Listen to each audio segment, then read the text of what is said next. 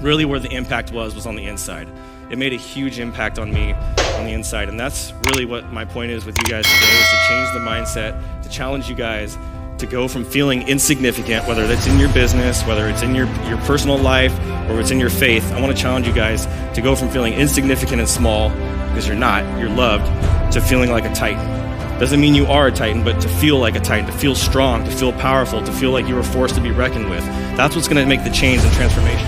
I was working 12 to 18-hour days, practicing all night long, watching tutorial videos, watching YouTube videos, doing training, doing online courses, just practicing as much as I can in my craft, from printing to graphic design. And then I found marketing, and that's where I found that was my sweet spot. The heels of the biggest opposition I've ever had in my entire life, I tripled the sales of my company that month. But that month, something changed. And what I believe today, the significant level of gratitude that I had for what had happened,